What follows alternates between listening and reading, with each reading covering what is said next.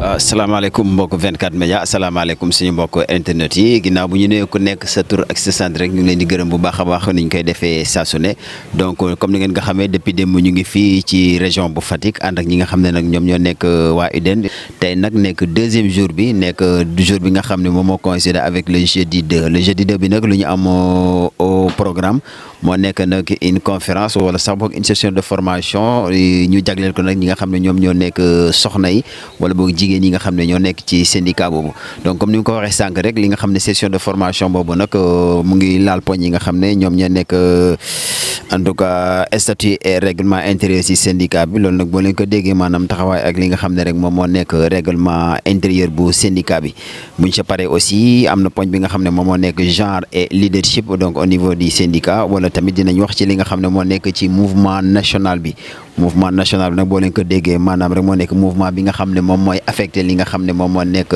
les enseignants donc poñ bu si mujj nag mu nekk vie de section maanaam dundu seen section yi force et faiblesse et recommandation loolu nag boo leen ko déggee rek maanaam seen section yi nga xam ne am nañ ko ci wàllum réew ci biir réew mi autant pour moi donc dans les différentes régions maanaam dinañ si wax loolu nag dina wax li nga xam ne lan mooy seen doole waaye tamit lan moo nekk seen faiblesse ak aussi li nga xam ne moom moo nekk seen recommandation yi session boobu nag de formation boobu li nga xam ne commission permanente des femmes acronyme bi nekk CPF donc ñoom ñoo ko daal di ameel fi nga xam ne rek moom moo nekk conseil régional bu Fatick donc dañuy ànd ak yéen rek daal di dugg ci biir salle bi donc fas yéene xool li nga xam ne loolu moo fay xew. Camarade Abdourahmane Gueye, SG national.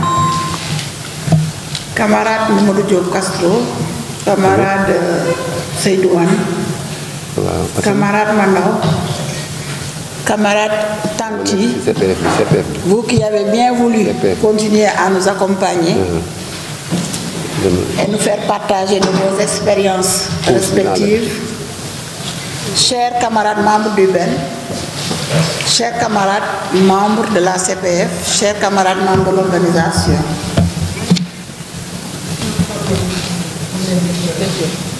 Je voulais commencer par vous remercier pour l'accompagnement dont vous avez fait preuve pour nous permettre de tenir enfin cette CPF tant attendue. Mais vous remercier également d'avoir bien voulu la délocaliser à Fatick et nous permettre de sortir un peu, de profiter de la vie des sections. Remercier tous les camarades membres de la CPF pour les efforts et les sacrifices qu'elles ont dû consentir pour rester avec nous pendant tout ce temps, assister au défilé, bien sûr, et partager également cette journée avec nous, nous faire part de leurs préoccupations et de leurs recommandations. Comme l'a dit SG national, cette CPF qui devait être tenue régulièrement, est une instance très importante dans la vie du syndicat, particulièrement dans la vie des militantes. Il a expliqué les raisons pour lesquelles on n'a pas pu la tenir, mais comme dit l'adage, mieux vaut tard que jamais. Profitons-en pour relancer et essayer de maintenir le rythme. Nous vous demanderons de faire encore un sacrifice, de vous concentrer au maximum sur ce qui va être dit pour mieux en profiter une fois retourné dans vos sections. C'est sur vous que nous comptons pour redynamiser, accroître la visibilité de notre syndicat, conserver cette expression-là, UDEN, un syndicat fort. Et nous savons que vous avez les compétences pour l'assurer. On n'aura pas beaucoup de temps aujourd'hui parce que tout à l'heure, on sera obligé de réaménager le chronogramme. Mais comme nous avons déjà un groupe WhatsApp, ça également, nous vous remercions pour ça. Nous avons un groupe WhatsApp qui est une plateforme d'échange. Ça nous permettra de continuer encore à animer, de s'écouter les unes les autres, de s'accompagner pour réussir ensemble. Parce que le genre également, c'est ça. Ne laissez personne derrière. Il faut intégrer tout le monde, inclure tout le monde, qu'on puisse faire preuve de solidarité, de générosité, s'accompagner les unes les autres. Parce que quel matou, qu'on ait que compléter ce moment. Je ne vais pas monopoliser la parole, sinon remercier la section d'accueil la section de Fatick pour l'accueil, vraiment on n'a rien à dire. Dans toute organisation, il peut y avoir des failles, mais ça restera un bon souvenir d'être venu à Fatick pendant au moins 2 jours et de vivre vraiment cette fraternité syndicale, cette camaraderie et cette affection dont vous avez preuve, cette disponibilité. Remercier pour nous tous ceux qui se sont chargés de notre hébergement, de notre restauration. Nous sommes vraiment contents de vous. Nous vous remercions vivement. Nous allons faire d'abord une petite activité. Dans l'agenda, il était inscrit présentation des participantes. La camarade Eugène Neynar a proposé de faire cette activité de manière plus dynamique. Donc ça va remplacer cette rubrique-là. Alors à présent, nous allons devoir nous présenter. Mais on voudrait quelque part rompre avec une certaine pratique, un peu la dépasser. Une pratique un peu classique, à savoir donner le micro à chacun pour qu'il se présente. On va essayer de nous présenter dans le groupe. Et par rapport à cela, on n'a pas encore démarré, on se présente seulement. Après, je vous donne pour qu'on démarre, madame la modératrice. Je vais appeler tout le monde ici. Joglen, comme nous avons dit, ce sera interactif. On va gagner du temps. On va gagner du temps, mais néanmoins, il y aura des activités à faire parce que nous allons restituer, nous allons démultiplier, mais avec une petite innovation. Joglen. Tant qu'on les perdre, je vais perdre ci fin bi de.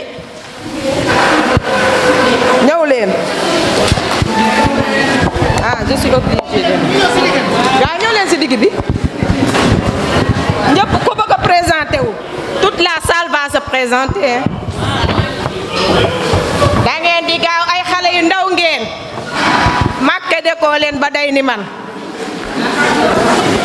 Bon, vous pouvez donner aux membres au président.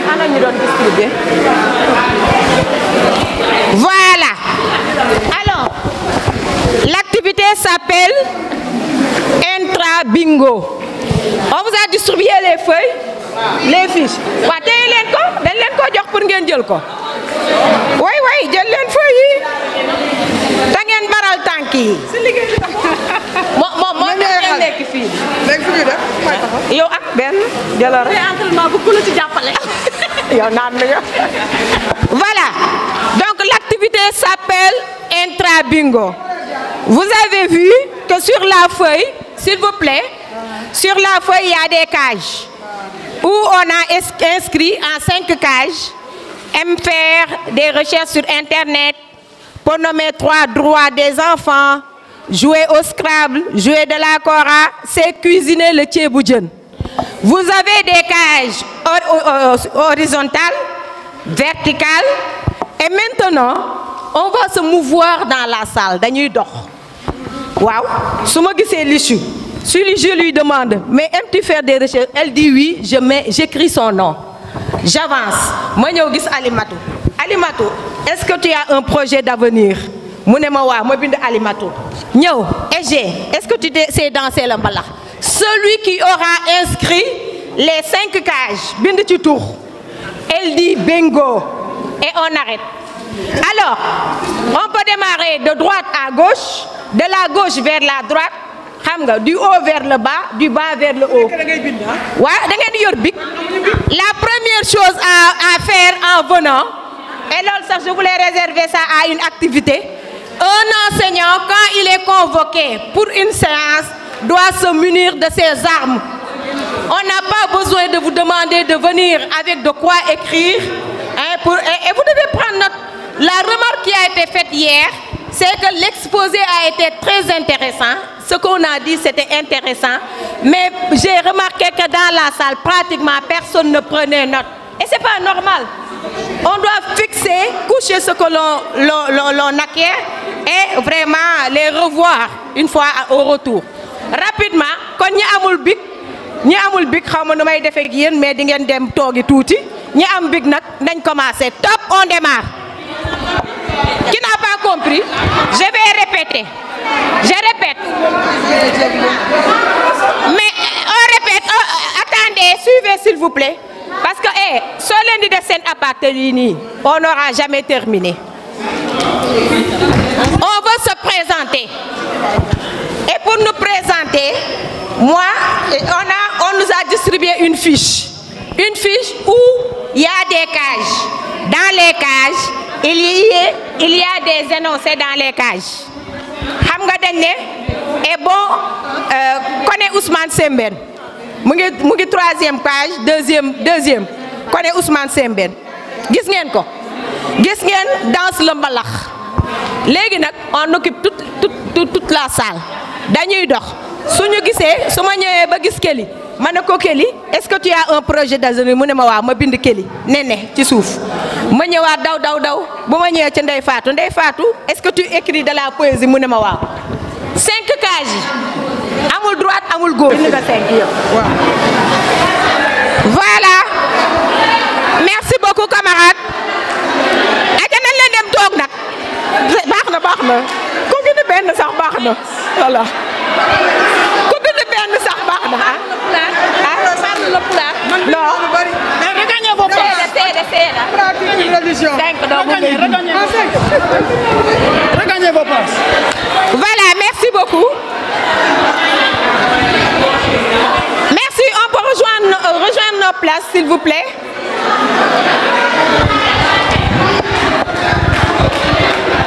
Légui, on va commencer par là. Ndey Fatou, sûrement, amna ben tour bu mu jël. Légui, da ngay wax kenn ki nga jël. Hein? Koku boko waxé, elle se lève. Wax section. Hein? Su paré koku wax kenn, koku jóg wax section. Est-ce qu'on se comprend? Ndey Fatou waxal kenn par exemple. Fatou John. Fatou John. Ana Fatou John. Fatou John rapidement. Est-ce que Fatou John la? Fatou Dia. Fatou Dia da ngay jóg. Présenté wu. Waxal sa section. Waaw. Xool nga yooyu yëpp nag boo ko ci yokkee duñ fi jóg tey. Alors Fatou Dia section Richard Toll. Nous reconnaissons tous Fatou Dia section Richard Toll.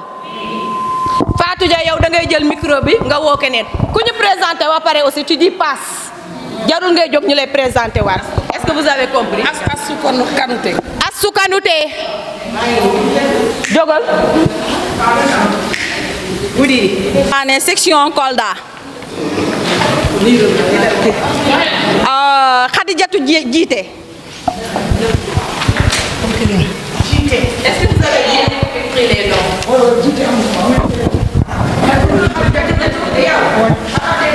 Si, je m'apprêtais. Bu baax sax. Voilà, Khadijatou Djité, section Bunkiling. Ouais. Madame Gueye, proviseur. Madame Gueye. Nous refusons de nous appeler madame. Ouais. Ouais. Au moins appelons-nous camarades. Voilà.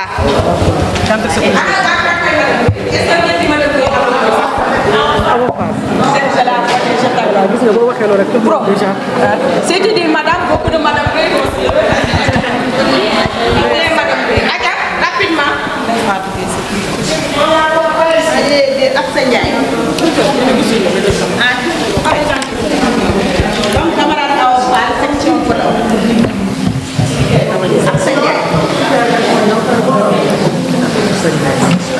Absa Ndiaye, section Dakar Médina.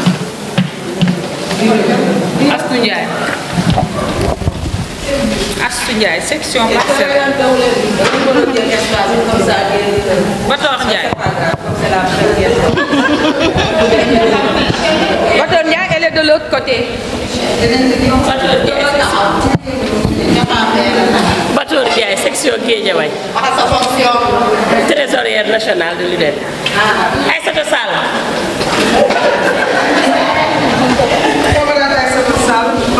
De la section de Grand Dakar 2. Donc, membre du BEN, secrétaire chargé des relations extérieures, syndicats nationaux et société civile. Merci.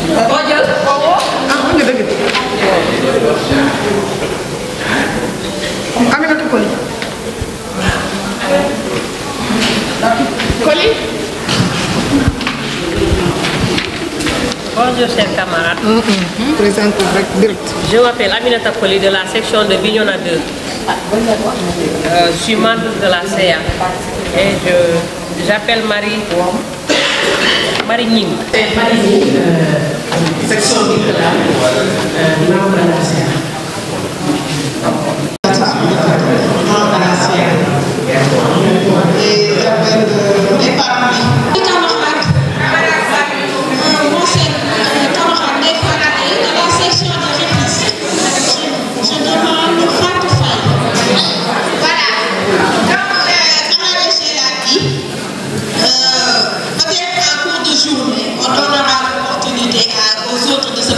Nous avons des contraintes de temps, on va l'expliquer tantôt. Mais rassurez-vous, tout le monde se présentera. Et l'objectif de cet atelier, de cet exercice, excusez-moi, c'était, on l'appelle une activité prise-glace. C'est-à-dire, déjà on est assis ensemble, il n'y a plus de barrière, il n'y a plus de glace entre nous, la glace est fondue, on peut se parler, parce qu'on a fait le tour, on a et on est parvenu à les reconnaître. Je ne sais pas, je voudrais demander s'il y en a qui se sont présentés une fois comme ça dans un atelier. Oui, il y a une qui s'est présentée comme ça, on est ensemble. Voilà, c'est bon. C'est toujours bien de le renforcer et d'innover. Merci beaucoup de nous avoir répartis. Le chronogramme, on va vous faire une proposition. Il est déjà 11h50, alors qu'on devait terminer cette étape à 11h40. Nous avons 35 minutes pour 3 communications qu'il faudra donc vraiment synthétiser. On va faire une première communication sur les extraits des statuts et règlements intérieurs. Ensuite, des informations sur le mouvement syndical. Ensuite, des clarifications conceptuelles, genre et leadership. Ensuite, on passe à la vie des sections. Cette partie très importante nous permettait d'échanger pleinement, de permettre aux sections de faire part de leurs préoccupations, de leurs problèmes, des bonnes pratiques vécues que nous devions partager et faire des recommandations. Malheureusement, on a très peu de temps. Donc, il faudra vraiment qu'on se concentre, qu'on permette à chaque section de s'exprimer, ne pas se répéter, ne pas monopoliser la parole pour qu'on puisse prendre l'essentiel. Après, nous continuerons les échanges dans le groupe WhatsApp, Inch'Allah. Après cette partie, on va installer le bureau de la commission permanente pour femmes. Nous allons vous proposer les différents postes et de manière vraiment très pratique, on va élire et installer notre bureau avant la clôture. Si vous avez remarqué, on a repoussé le déjeuner à la fin pour ne pas avoir encore des pertes de temps. Voilà. Maintenant, si vous êtes d'accord pour ce chronogramme, si vous avez des amendements également, vous les faites. Sinon, on peut le valider par acclamation. C'est bon. Nous avons besoin de 2 rapporteurs dans la salle. Est-ce qu'on ne pourrait pas prendre une dans la section de Fatick et une dans une autre section? Est-ce qu'il y a des membres de Fatick dans la salle? De la section de Fatick. Vous pouvez nous faire un draft de rapport qu'on pourra amener avec nous pour le finaliser. Pour cette journée. Oui. Amina, puisqu'on est ensemble, je te propose de faire la même chose. On pourra compléter ensemble. On va intervertir avec votre permission parce que notre camarade Pape Moussa, vous l'avez entendu tout à l'heure, on l'a chargé d'une mission qu'il doit faire pour nous. Donc on va lui laisser la faveur. Il va passer en premier, nous donner beaucoup d'informations sur le mouvement national. Après, on va le libérer pour passer à la suite. Pablo. Alors, donc, tout simplement, on va parler de quelques aspects du mouvement national qui concernent directement les dames. Parce qu'on nous dit souvent que les établissements ou les écoles qui sont bien et parfaitement gérés, avec des résultats, sont tout le temps dirigés par les dames. Pour le mouvement national, nous allons parler de ces aspects-là, mais le cadre introductif, il est important de le rappeler à chaque fois, parce que c'est basé sur des principes et sur un cadrage macro-budgétaire pour établir ce que l'on appelle ce mouvement national qui aboutit à des postes de responsabilité, le plus souvent qui ont des incidences financières. Sur ce que l'on appelle les postes de responsabilité gérés par les femmes, le constat n'était pas du tout reluisant. Parce que tout simplement, avant 2013, nous avions moins de 5% des postes de responsabilité occupés par les dames. Ensuite, en 2018, nous étions encore à moins de 10% de postes de responsabilité occupés par les dames. Et l'objectif en 2013 qui a été lancé, c'était qu'en 2025, que l'on puisse avoir 13% des postes de responsabilité qui allaient être occupés par les dames. Donc, imaginez, vous conviendrez avec moi que cet objectif-là risque de ne pas être atteint. Parce que tout simplement, nous sommes à la veille de 2025 et actuellement, nous sommes jusqu'à présent à moins de 10% pour ces postes de responsabilité qui sont occupés par les dames. Donc quand il y aura les renouvellements dans vos sections, il faudra tout faire pour vous faire représenter comme dans la délégation qui va aller au Congrès. On n'oublie pas, ce n'est pas une instance indépendante. Elle est placée sous l'autorité du BEN et fonctionne sous la responsabilité de la secrétaire chargée du genre, de l'équité et des actions positives. C'est une lourde responsabilité. Donc dans tout ce que nous faisons, même quand nous sommes dans nos sections, par rapport à certains événements, il ne faut jamais oublier que nous sommes sous la responsabilité du bureau exécutif national. On ne peut pas se lever, faire ce qu'on veut au détriment du syndicat. On ne peut pas se lever, dire ce qu'on veut au détriment du syndicat. Même s'il y a la démocratie, il faut vraiment respecter également l'organisation et l'organigramme du syndicat. Vous avez bien vu la dénomination de notre département, genre, équité et action positive. Maintenant, on dit de moins en moins femmes, sauf pour dire peut-être femmes déléguées à la CA, femmes militantes et tout ça. Pourquoi on a mis toutes ces notions-là dans la dénomination de ce département? N'est-ce pas une forme d'interpellation?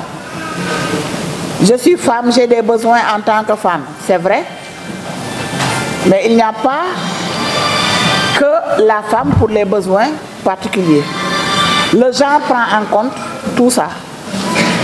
Les besoins des femmes, les besoins des personnes vivant avec un handicap, les besoins des personnes vivant dans des zones défavorisées, il y a tout ça.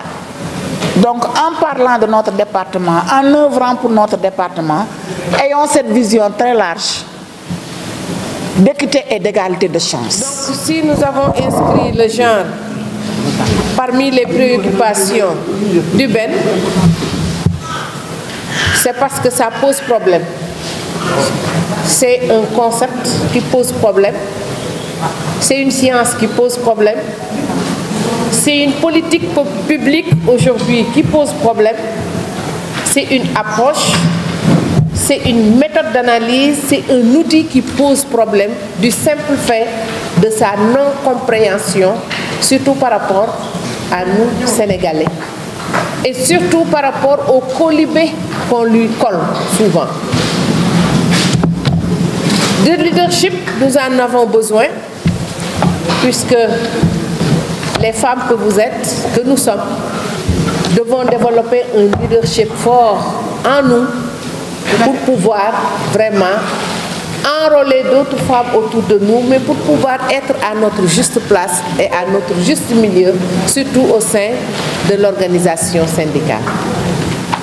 Donc, ce département genre et équité, qui n'est pas né ex nihilo, est parti, a fait un long chemin. Le camarade Castro l'a évoqué hier. Il a fait un long chemin au sein du syndicat avant de devenir département genre et équité.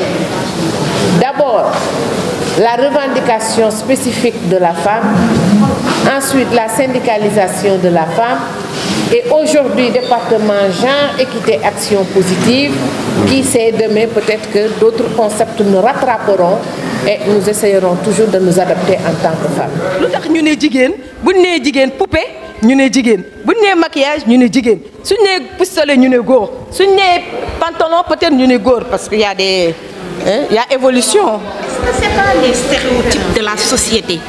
Elle parle de stéréotypes. Qui a une autre explication par rapport à ça?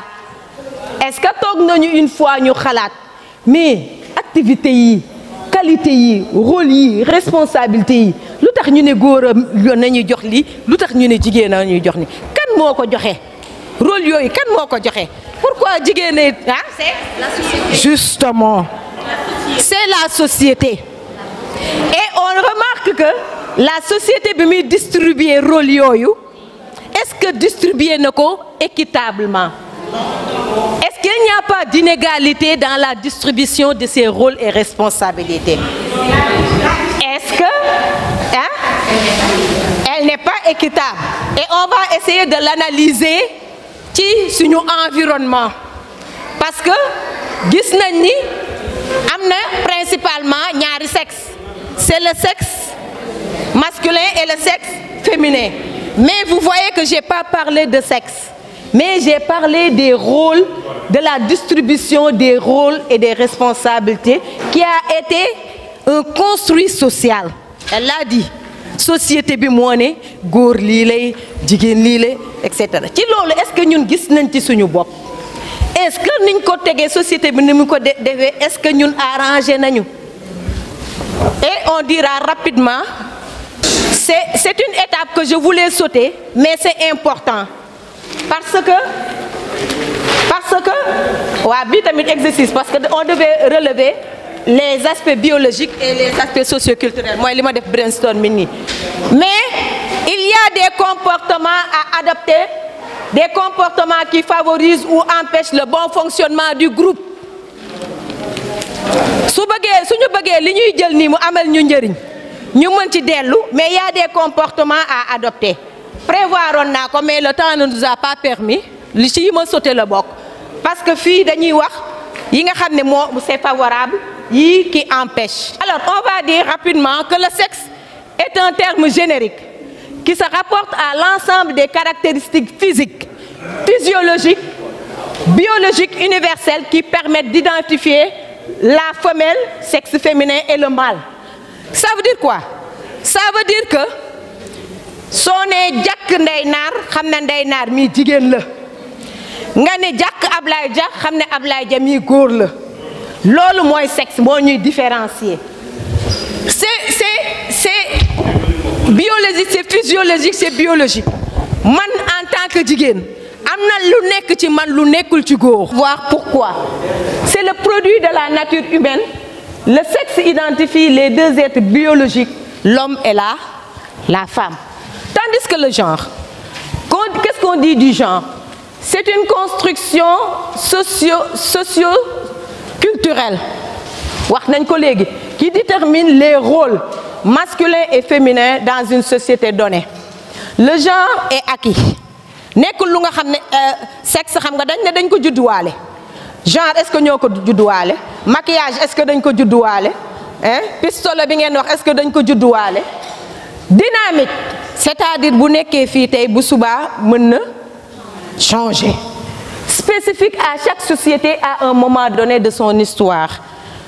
C'est pas les doyens qui vont me contredire en un moment de l'histoire, mais jigéen boo gisoon mu sol pantalon dañ ko daan catégoriser kii de ku yàqu la, kii de ku libre la, kii de ku moom boppam. Léegi suñu doom bi mais au quotidien woddootuñu sax xamatuñu sax nan la ñuy woddoo le produit des forces sociales et environnementales telles que la culture. Nit ki mënoo ne ko dama koy catégoriser selon sa culture. Sama wolof bi, sama joola bi, sama séeréer bi. La tradition, la race, le politique, l'éducation, l'économie, le cycle de vie, la classe sociale. Et là, c'est les concepts clés. Bu nga xam ne on peut retenir ça, boo leen paree mën ngeen ko jël, c'est pourquoi c'est fixé. Parce que le sexe est biologique, ni ma wax léegi, inné, absolu. Aduna góor ngay gis ak jigéen.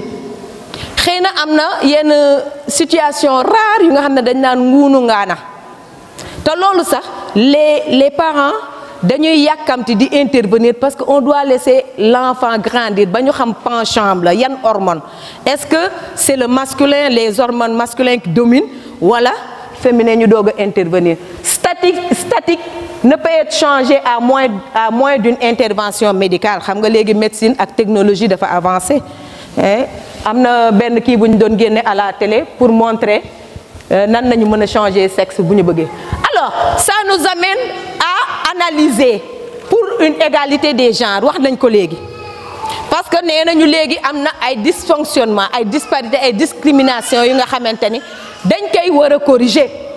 Alors l'égalité des genres est une vision jotaguñ ko mais lu ñu gis quand on parlait de Sénégal émergent.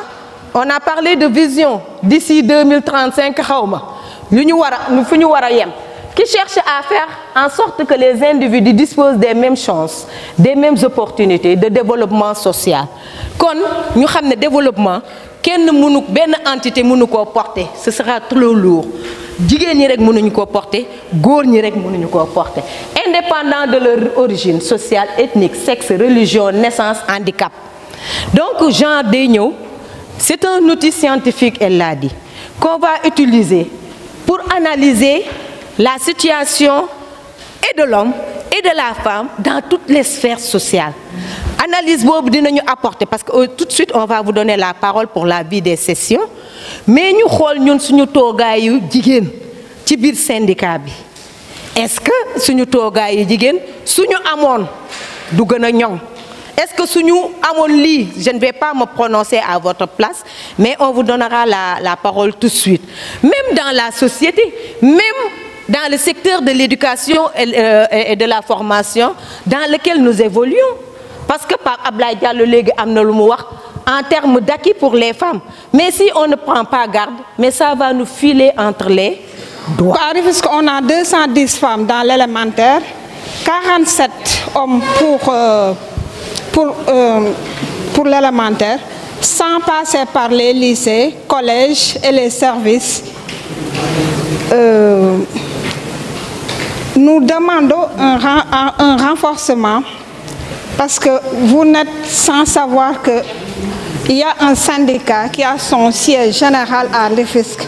Et malgré cela, l'UDEN a raflé presque toutes les écoles. Il n'y a que 3 écoles qui nous échappent. Parfois, on a des informations qui nous échappent. Et si on a 210 femmes, je crois qu'on doit être représenté. C'est Fatou Ndiaye de la section de Kaolack commune. Man dama amoon benn commission de la part des femmes parce que comme niñ ko xamee section yëpp dañoo organiser wu ba nga xam ne femmes yi dañoo def seen groupe di def ay activités.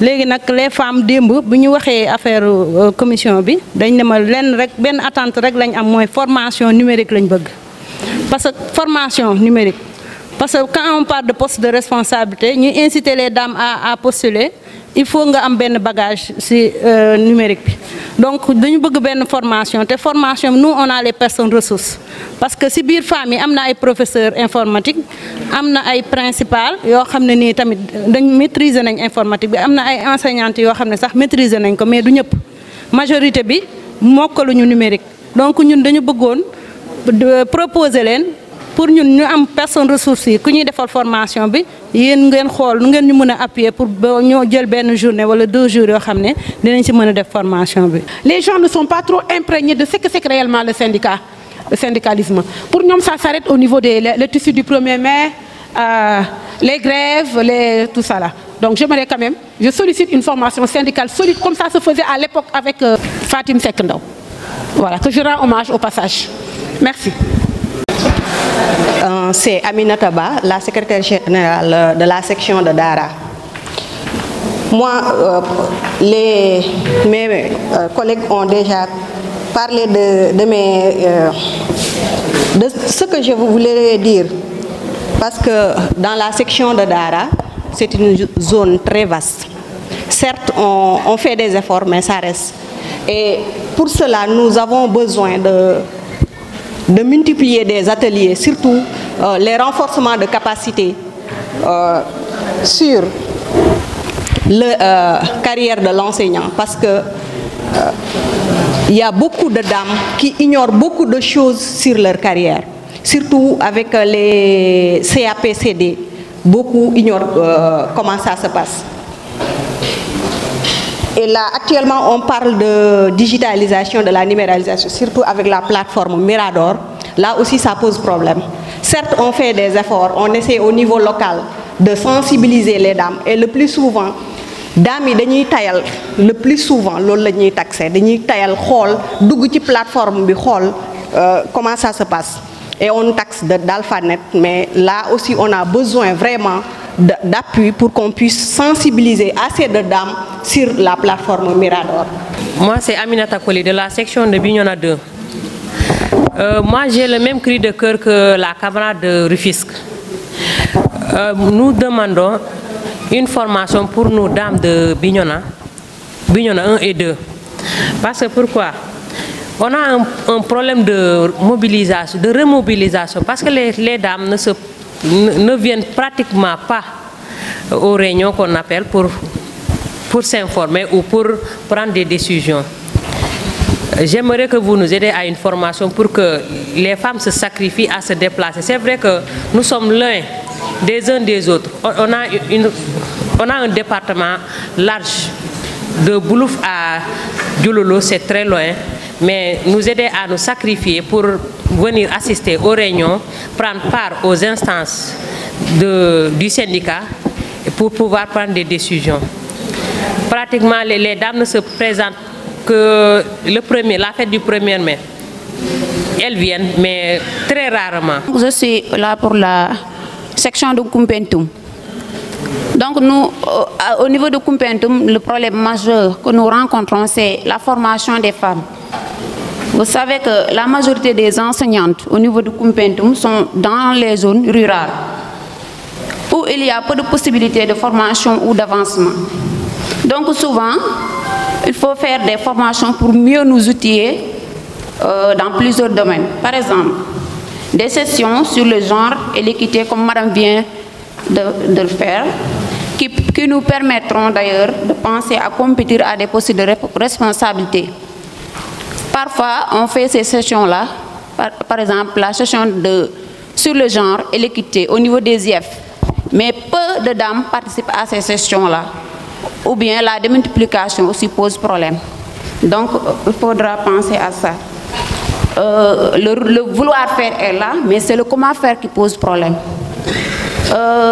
Au niveau de notre département aussi, on voit des directrices au niveau des préscolaires. Presque la majorité des directrices du préscolaire sont de l'UDEN. Maintenant, elles sont considérées comme directrices, mais sans indemnité de direction. Donc on me diront que c'est valable pour les hommes, mais comme je suis là pour la bonne cause des femmes de Koumpentoum, donc ça, c'est un point très intéressant pour moi. Voilà, c'est Ndeye Fatou Mboup, section Sokone, chargée de revendications. Et vraiment, je tenais à remercier ou bien à faire un clin d'œil à une camarade, Rokhaya Dabassar, qui est chargée du genre et qui est à mobilité réduite, mais elle est très excellente dans le syndicat au niveau de Sokone. Et si on parle de genre et que je vois qu'elle est en train d'abattre un travail excellent dans notre syndicat, donc il est important et il est loyal pour moi de lui remercier et de lui féliciter. Et quand on parle de leadership, et on attend les dames dans ce terrain-là. Et je tenais également à demander des sessions de formation au niveau de notre syndicat. de notre section à Sokone. Tout le monde sait qu'à Sokone, l'IDEN abat un travail excellent là-bas et c'est à vérifier. Au niveau de Sokone, je pense que si je ne m'abuse pas, là, l'IDEN est majoritaire, est fortement, largement majoritaire. Donc on a besoin de former les dames au niveau du leadership, mais également dans le NTIC, les nouvelles techniques de l'information et de la communication. On devrait travailler pour l'accès des femmes aux instances de décision. Pour nous, il faudrait que nous ayons une présence aussi massive dans le syndicat. Parce que dans les résolutions, on a dit de faire en sorte que la conférence nationale des femmes, l'on proposé, congrès, résolution générale congrès, on dit au moins 30% des femmes. Donc, si nous voulons aussi il faudrait que à la base, notre présence aussi refléter pour qu'on puisse demander davantage, même plus de 30%. Parce que c'est difficile pour une femme de bailler sa borom kër pendant 3 jours. nga bàyyi say doom pendant 3 jours nga ñëw nekk ci condition yoo xam ne condition yi ngay nekkee sa kër boo ko tànnee mais loolu dafay wane cofeel ak mbëggeel bi ngeen am ci organisation bi loolu nag ñun ñi nga xam ne yàlla dafa def ñoo jiite on est sensible à ça et lépp lu ñu mën a def pour gën leen dooleel Inch'Allah on le fera en tout cas man chez moi lépp loo xam ne day dooleel jigéen du yàqoo si man parce que je vous adore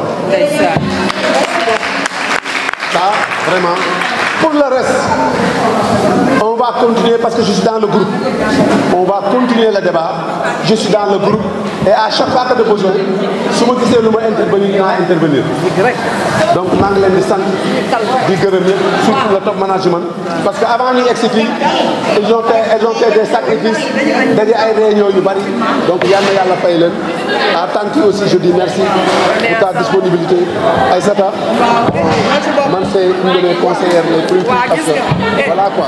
Madame Mat Khady Diallo, secrétaire chargée du genre, de l'équité et des actions positives dans le bureau national de l'UDEN. Comment on revenir comme synthèse de vos conférences? Oui, l'activité que nous tenons aujourd'hui, c'est la réunion de la commission permanente des femmes, CPF. C'est une instance statutaire de notre syndicat, de même que la conférence nationale. C'est une réunion qui a une fréquence de 3 mois, mais qu'on n'avait pas tenue depuis longtemps, depuis la Covid. On a eu des difficultés à rassembler les gens et à la tenir. C'était une forte demande des membres de notre syndicat. Et alhamdoulilah, on a pu la tenir hier et aujourd'hui. Hier en commençant par une grande conférence et aujourd'hui avec la réunion proprement dite. Donc on a pu échanger. C'est un moment de réflexion, de partage, de suivi de ce que nous sommes en train de mettre en œuvre qui concerne les besoins spécifiques des femmes enseignantes. On a partagé avec les sections, toutes les sections étaient représentées. Les militants nous ont fait part de leurs préoccupations, mais également de leur vécu. Les difficultés qu'elles rencontrent sur le terrain, les solutions qu'elles veulent qu'on apporte à ces problèmes-là. Elles avaient des inquiétudes également par rapport à la carrière, par rapport à d'autres domaines de formation, comme l'éthique, comme le genre, comme le leadership, le syndicalisme. Elles avaient beaucoup de préoccupations et nous avons essayé en staff, autant que possible, parce qu'il faut signaler également que l'UDEN regorge vraiment de compétences, de vraies compétences, aussi bien masculines que féminines. Toutes les femmes qui sont dans le top management de l'UDEN sont des femmes qui ont un profil assez élevé dans différents domaines. Et chacun, par rapport à son expérience, a pu apporter des solutions.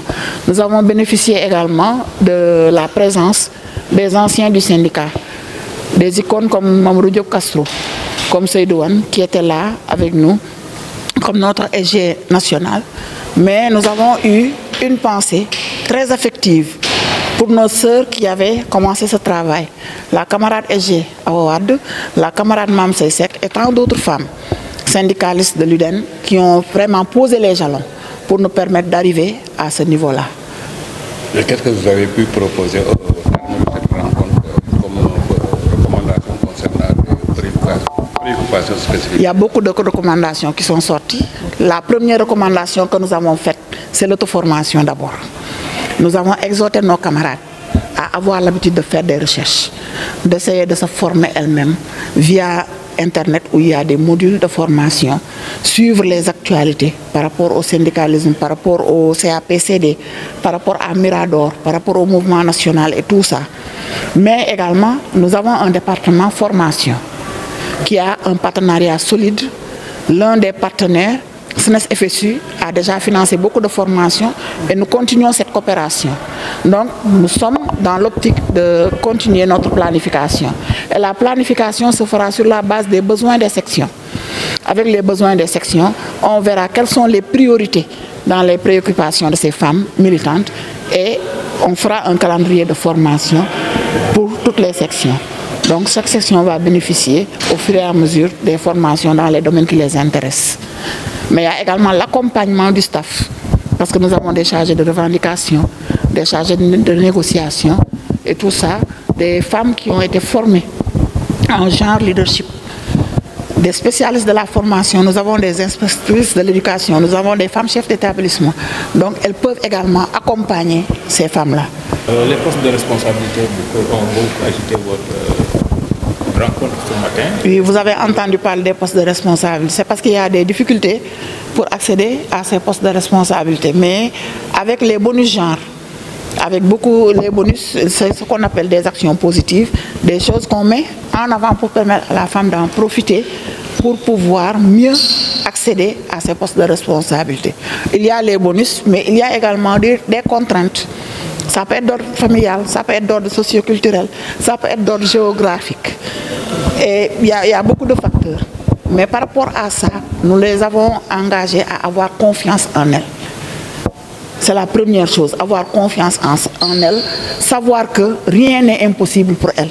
Il suffit d'avoir la volonté de s'y mettre et d'être accompagné comme il le faut. Et l'UDEN est là pour accompagner ses militantes. Nous toutes, nous avons bénéficié de cet accompagnement et ça continue. Ça ne s'arrêtera jamais. Nous avons lancé un appel également à la solidarité, que les femmes bien formées encadrent les autres femmes, les nouvelles, les encadrent et les fassent partager de leur expérience. C'est ce que nous vivons au quotidien dans notre syndicat, Machallah. Et vous avez eu combien de sections qui se sont rencontrées? Nous avons 65 sections. Toutes les sections étaient représentées. Mais le nombre varie selon les sections, parce que c'est un quota. Les femmes qui sont déléguées à la CA, qui sont dans la commission permanente des femmes, plus la section a un effectif volumineux, plus le nombre de délégués est élevé. Il y a des sections qui ont 5 délégués, il y en a qui ont 4, 3, 2, une seule déléguée. Il y a même des sections qui n'ont pas de délégués, mais à l'UDEN, c'est les actions positives. Quand il n'y a pas de femme déléguée à la CA, on demande à la section de coopter une femme pour lui faire profiter de ces instances-là. Oui, c'est dans notre logique de décentralisation. Parce que les militants également ont besoin parfois de ne pas venir à Dakar, mais de rester dans leur section et que le bureau national et le staff se déplacent et que d'autres sections se déplacent vers elles. C'est un souhait exprimé par les camarades et que nous avons retenu. Chaque fois que possible, nous décentralisons nos activités. L'année dernière, c'était à Kaffrine avec le 1er mai. Cette année-ci, on a voulu coupler cette CPF et venir à Fatick. L'année prochaine, Inch'Allah, on va voir, arbitrer et voir où on va se déplacer. C'est une source de réconfort également pour les camarades et de fidélisation. Parce que nit ki la yëg ba déplacé wu fekk si la kooku deseelu la dara. C'est une commission tournante. Oui. Mais qu'est-ce qui vous a beaucoup marqué à Fatick? À Fatick, c'est la première fois que j'y viens. C'est la ville de l'ancien président Macky Sall qui a beaucoup fait pour le Sénégal. Mais l'ambiance que nous avons vécue ces 2 jours aujourd'hui, ces 2 jours hier et aujourd'hui, c'est des moments forts, très forts. Non seulement entre nous, camarades qui nous sommes déplacés, nos liens se sont renforcés, mais nous avons pu connaître également des camarades de la section. Vous savez, il y a eu une veille, même si nous, les doyennes, on n'a pas assisté, on dormait déjà. Mais tout ça, c'est des choses en plus qu'on a par rapport à ce que nous avons comme charge de travail. Nous avons vraiment découvert une ville amicale, agréable.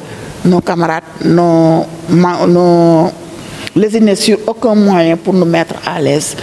L'hospitalité était bonne, l'hébergement était bien, la restauration, j'espère que vous n'êtes pas sérieux, la restauration également, l'organisation, c'était impeccable, machallah. Félicitations à Fatick. Moi j'ai été séduit, les visiteurs on était ensemble, j'ai vu vraiment la qualité en tout cas des échanges qui ont eu lieu. Cependant, force est de reconnaître que les mots-clés qui sont revenus tout à l'heure de la session, donc là, s'articuler autour de la formation. Est-ce qu'aujourd'hui il est pas temps de talonner le gouvernement pour qu'il puisse mettre en exergue donc, comment dirais-je encore, le corps des administrateurs scolaires pour que maintenant, en tout cas, ce problème-là qui sévit au sein des établissements puisse disparaître? Oui, pourquoi pas, mais il y a déjà les inspecteurs qui sont là pour ça. C'est vrai que peut-être ils sont pas, on n'a pas un effectif suffisant pour le suivi et l'encadrement. Parce qu'un inspecteur également, il n'est pas là seulement pour évaluer. Il est là pour encadrer, redresser, remédier, aider son agent à se parfaire avant l'évaluation. Mais le problème, c'est peut-être l'effectif au niveau du corps des inspecteurs. Ils sont là pour ça. Les chefs d'établissement reçoivent des formations, même si c'est insuffisant. Et maintenant, il y a beaucoup de choses qui se font en ligne. Il y a également des formations qui sont ouvertes dans les universités. En tout cas, la responsabilité de la formation, la responsabilité première, c'est l'État. Mais l'UDEN n'a jamais attendu ça. L'UDEN n'a jamais attendu ça. L'UDEN a toujours accompagné et formé ses militants. Ce qui fait que nous regorgeons de beaucoup de ressources qui sont même dans les administrations, sont des produits de l'UDEN, ont bénéficié de la formation de l'UDEN. Machallah, nous croisons les doigts. Nous savons que notre force également réside dans ça. Nous voulons toujours que nos militants et nos militantes soient des militants qualifiés, qui savent ce qui les attend, qui savent comment s'y mettre et qui savent comment le réussir. ci njukkal lu ñuy delloo suñu syndicat muy accompagnement ak formation desee lu ñu dara ba ñuy wax genre plaidoyer leadership UDEN moo ci jiitu jël ay femmes membre bureau national am def partenariat ba ñu financer leen ko ñu def formation yu solide ba ñu xam li ñu war a xam boo ci duggee UDEN da daan am université syndicale bu ñu tëjee ñu jël ay jours tase fii FASTEF école normale syndicalisme la ñuy wax ki xamul woon ñu initier la ba nga am benn niveau xam li la war xam li la warul xamoo foo war a teg sa tànk lan nga war a jomb loolu tam ci li def force UDEN la bokk. yan recommandation ngeen jox waa li am nañu jafe-jafe parce que des fois jigéen ñi dañuy ragal recommandation yi ñu leen wax mooy ñu ñeme wóolu seen bopp li lay jox poste responsabilité aussi formation da ciy dugg. daanaka toujours dañuy former mais tey xalaataat nañu nan la ñuy gën a ñoŋale suñu formation bu ñu ko bindee ba pare dañu koy jébbal chargé de la formation moom mu intégré ko ci seen planification su ko defee femmes yi continuer di am formation parce que bu ñu la formé ba nga xam li ngay def da ngay am confiance da ngay ñeme soo ñemee nag foofu la résultat di gën a yombee parce que boo ragalee initiative sax doo ko jël. da nga naan est-ce que bu ma ci duggee lii est-ce que bu ma ci duggee lii loolu tam lu am solo la. nekk ci benn zone ñeneen ñi desal formation mu jàppale leen accompagner leen ba ñoom ñu mun a profiter ci expérience am mooy li ñuy wax partage de bonne pratique yenn section itam ñi nga xam ne ñoom avancé nañu ci yenn domaines yi ñu échanger ak ñun su ko defee yeneen section yi mun a jël exemple yooyu mu nekk de bonne pratique yoo xam ne dañ koy partager wesaare ko ku nekk nga boo amul woon idée nga am idée boo xam ne xam nga ni fii boo fi jaaree di nga am résultat.